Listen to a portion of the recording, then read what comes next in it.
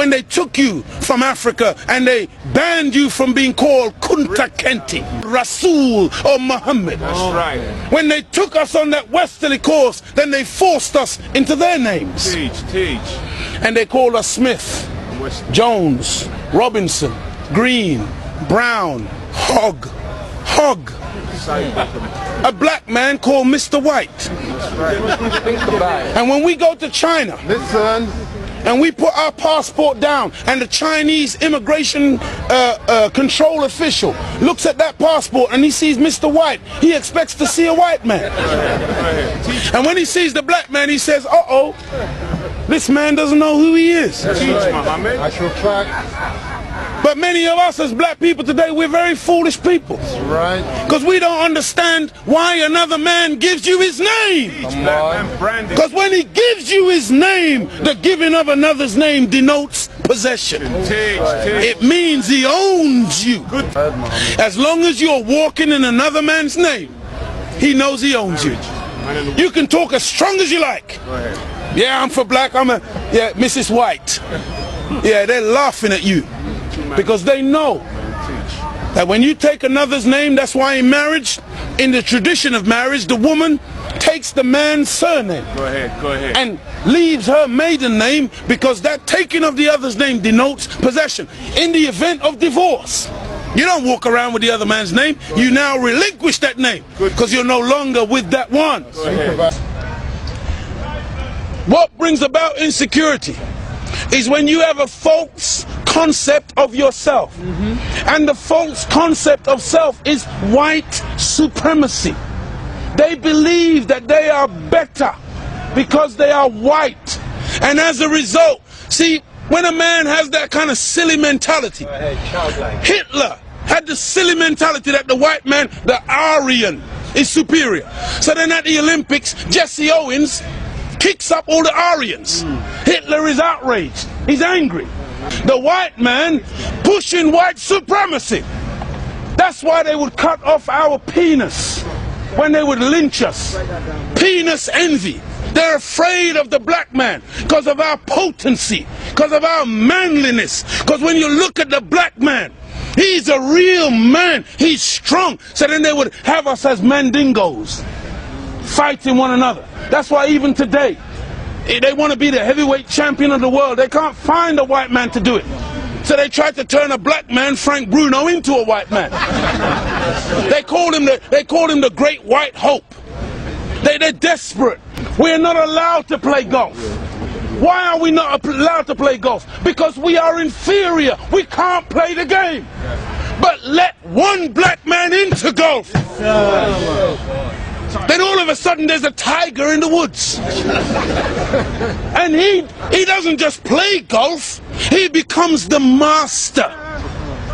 We're not allowed to play tennis. Let black people into tennis. We go straight to Wimbledon and win it in 1935. A black woman. Now Venus and Serena, they run out of opponents. They have to play each other.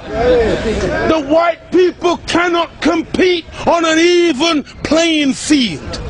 They let us into athletics. You can't run like us.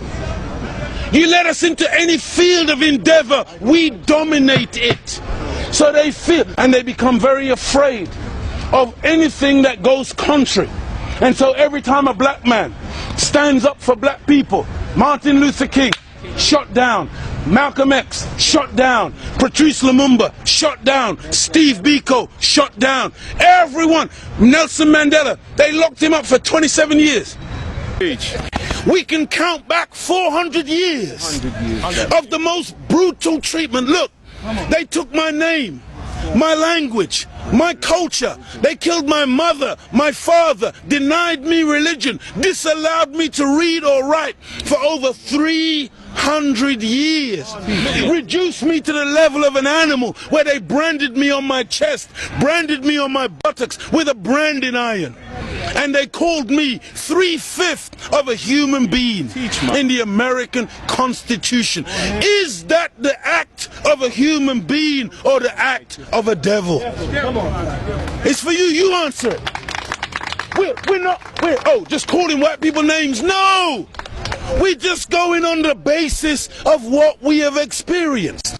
Black people were taught to hate ourselves. That's right. Even to this day, many of my people suffer from self-hatred. Teach, Mohammed. And you will see us trying to change our skin color. Teach, Mohammed. When I was born in the 50s, in Jamaica, they would take, you know, like my nose, the mothers would sometimes take the nose and try to squash it, to hate self, that they felt that the baby was ugly if it had thick lips and broad nose and black skin. And so this is in order to counterbalance that degree of self-hatred, there had to be a teaching given by Elijah to black people that would allow us to fall in love once again with ourselves. See, because look, I know you're a wise man, and so you must understand that I'm a baby in wisdom, but I'm not a fool. And he's saying here today that the Caucasian is in fact the oldest group on the planet. I beg to differ. Look, one of the most famous anthropologists is Professor Leakey. And when Professor Leakey went in search of the origin of human beings and human species, he didn't stop very long in Europe. He went to Africa. And the oldest bones and the oldest human beings to this day that you call Zinjanthropus, using the Latin meaning Zin and Xanthropus, meaning a black man, that oldest man, they say, is millions of years old. You went back and found one even older than that. You called her Lucy, a black woman. Go ahead. And every sensible historian, anthropologist today agrees that the black man is the father of human beings. Even your geneticist, Mr. Mendel. Go ahead. You have Mendel's law. Go ahead. Mendel says that light eyes are recessive, light skin is recessive. You can take the recessive, the dark skin is dominant, the dark eyes are dominant. You can take the recessive from the dominant, but you can't get the dominant from the recessive. This is Mendel's law. And so all of your scientists have proved that you can't look. Black is not even a color. That's right. Black is the mother and father of all colors. And if you want a baby, even if the woman is a white woman, the baby has to come out of the triple darkness of her womb. And this is the origin of all life. Within the black, you have the whole color spectrum. But in white, two white people laying down together, they can only produce white. But two black people in darkest Africa can lay down together and produce albino with blonde hair and blue eyes. That's right. Teach, Mohammed. This happens all the time. And so we need to really get these facts correct today and understand that as gray as your hair is, you are listening to your father today. Teach, Mohammed. This is daddy talking. Teach. And we mustn't turn. No, this is true. I'm not mocking.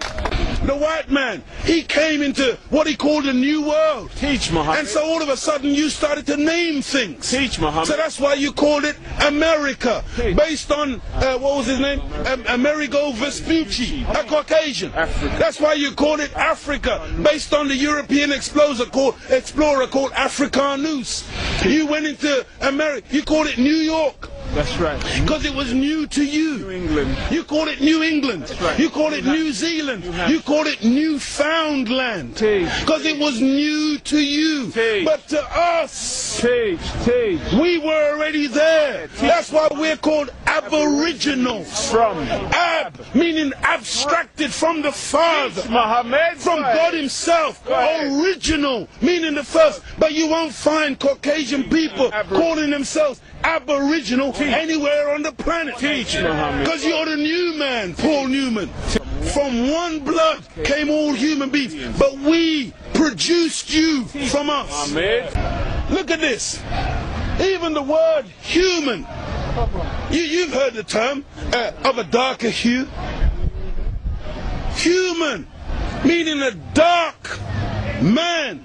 Human, a man of color. That's why the topsoil of the earth is called humus. It is the dark organic material that gives life to the earth. Whenever you take away the dark organic material or you denature it, you're left with white granulated sand. Teach. Desert. You want to see those of us who think that white something to glorify in. No. It's a psychological thing with white people where you want to find your place.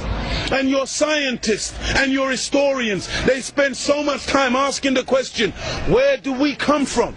Because they are puzzled as to your origin. Look at the Chinese, look at the Asians, look at the black people. All of us got dark eyes. All of us got black hair. The only one on the planet who's got ginger hair, blonde hair, brown hair, grey hair, brunette. You are the one that's gone around the world making everything based on color. You were the one who went into Australia. You were the one who went into South Africa. You were the one who went into Asia and classified people and things based on color. So that's why this man, Yaqub, he wasn't a madman. He wasn't a mad scientist. He was a good scientist. And the Caucasian person is a person who is anti-nature. That's why when the sun comes out, I'm energized. Me and the sun, we got a relationship. I love the sun. I don't need no sunscreen. I don't get cancer from the sun. Me and the sun have got a good relationship. I love it and it loves me.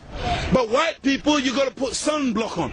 You got to hide from the sun, because now you might get a little melanoma. Part of me on you, that means you're dead.